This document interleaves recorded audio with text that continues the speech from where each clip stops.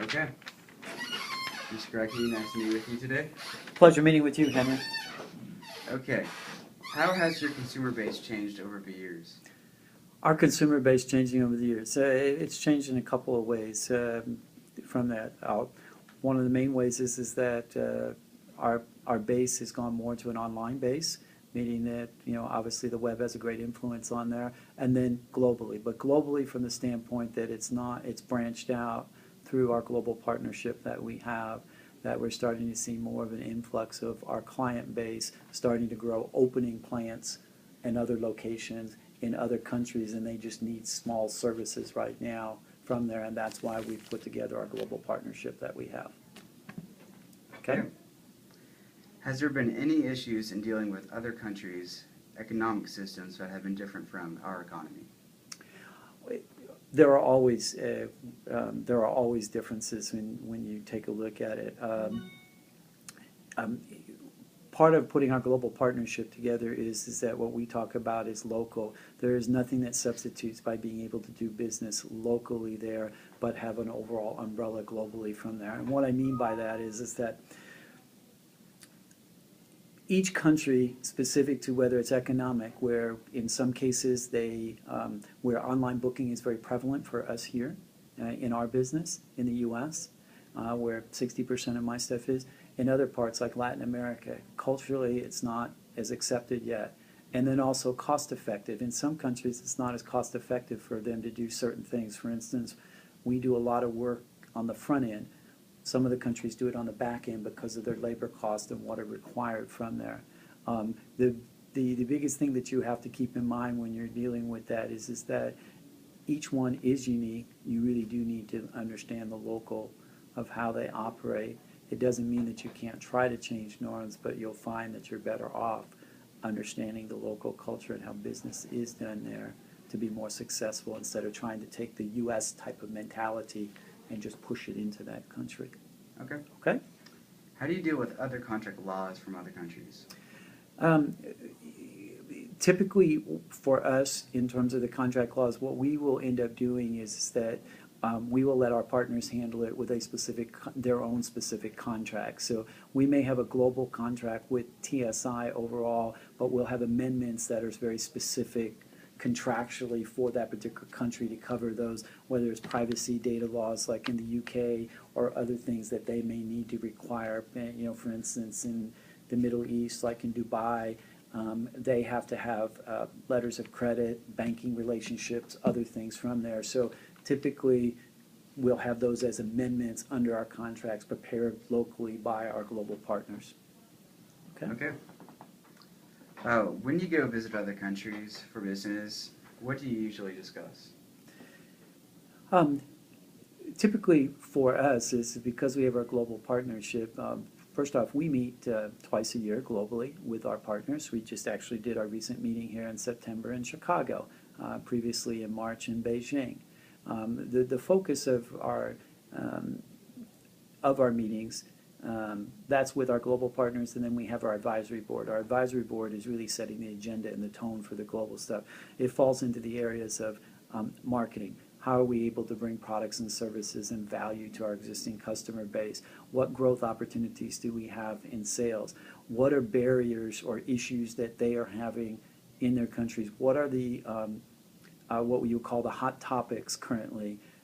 For instance, our recent conference focused on the open booking trends and the national distribution capabilities by IATA and the airlines, because that could have a huge impact on how we do business in the future globally. Okay. Out of the places that you have met with, which do you find easiest to work with? All our partners are easy to work with if you understand, first off, that you need to respect from a local perspective of how they do business and what they need in order to be successful in their business. A lot of it is you need to listen and to them first off to understand, and then you may need to guide them, because it may also be a fact that they do not have they may not have the expertise yet too. because it may be new in their marketplace that they get this opportunity with an online booking tool or whatever. So how can we assist them? But I think the biggest thing is that with him is that you need to listen and understand about their business and how we can make that work with our existing client.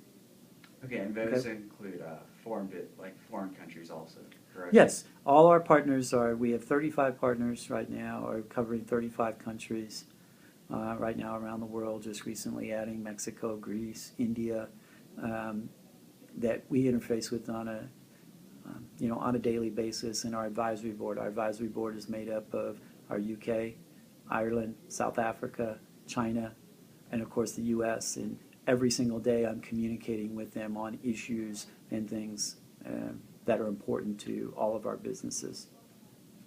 Have you learned anything new from these experiences you've had? Every day I learn something new from them in regards to their business and how to do business globally. The wealth of knowledge that, even though sometimes there might be a language barrier, and that is one thing that you do take away from it too, is to remember that even though most people, English is the language for businesses, is that to be respectful of the fact that you can't use all the slang and idioms and that, and you may need to slow down in terms of your speech. So sometimes to understand, and you also have to really pay attention sometimes in regards to accents and be respectful from there. But back to your first part of your question, and it was what I've learned. I'm sorry, repeat that. It's what you've learned from doing business with other countries. The biggest thing that I've learned is you can't take the U.S. mentality and try to fit it into locally there. What you have to do is you really, it goes back to the simple basics that we do, is you need to understand the culture, you need to understand their business and how business operates within that particular country. And that will, you will have much better success from there. The other thing is relationships are really a lot important. Price does come into this, but it's really the relationships in terms of how they do business that's important. They want to have a relationship with you that's built up over time, and to maintain from there. Those are the things that I've learned. But on the other hand too, all of the partners have a similar thing in terms of running their business. They're all in business to make a profit. They may go about it in a different way based on the laws and the regulations and what they can do, but typically they all have a similar, entrepreneurial type of spirit that they're looking at their business. Their revenue just may be derived in different ways, and their cost structures from that. The other thing too is that as much as we might know about, or as much as I might know about our business, it's always great to be able to reach out to them with a problem and have a discussion, because they may have already encountered it in one form or fashion. So you almost get mentoring and counseling. Okay. Yeah, like during global business class, we've gone over exactly about relationships. Right. Because we've been trying to learn from not to make certain mistakes like McDonald's has in the past with China, because they just go by USA standards. Correct. I think it's the biggest thing that you can take away from there is that, obviously you need to do your homework before you go over and understand, culturally, in simple things too. Regardless that I deal with our managing director for China and 4Cs and a large entity over there, and he would appear to be more westernized than others. But when you meet staff and other people over there and the vendors, it's very important that you face the business card, you bow, and you study it. You just don't put it in your pocket like most U.S. folks do. They'll take it, look at it, and stick it in their pocket. It is all part of that relationship that they want from there. So you have that local piece with it, and then you need to also be respectful of it. Just because we can do it this way doesn't mean that they can do it in order to be accessible. And there's also a cost structure. You have to be cognizant of, for them, what the cost might be and how they operate. Okay. And all right, we have one more question left. Sure. Okay, how does using the internet affect business with other countries. How does the internet affect how we use? Well, our whole, our global network and information is built off of the internet and website. We've just rolling out Yammer to all of them from a social media aspect. I mean, most of our business is going to be built, in regards to that. For instance, our advisory board meetings, a very simple thing is that the five of us, we meet every other month. We meet somewhere in the world in person. But every month, and even more often than that, we meet on conference calls. Well, instead of doing a conference call, we use GoToMeeting, pop up the video and the pictures, so it's like all five of us are sitting in the same room. And it's a small thing, but by doing that, it just seems to be a more effective type of conference call and meeting when everybody's engaged and you can see everybody and spend time from there. The opportunities on the internet are going to be, it's obviously, as you see in the U.S. and in the future, it's more important of how there's all kinds of technology out there, but what makes the best sense for our customers and for each one of the countries out there. What types of products and services make the best sense that we can leverage into the future. Just because it's cool and neat doesn't necessarily mean that it's always going to translate immediately to value. I mean, somewhere we've got to look at to say some part of it may be a service, the other part is how can we make money off of it? Okay? Okay, and looks like that's all the time for today. Okay. Any other questions? Thank you very much. No, sir. Okay. Appreciate it.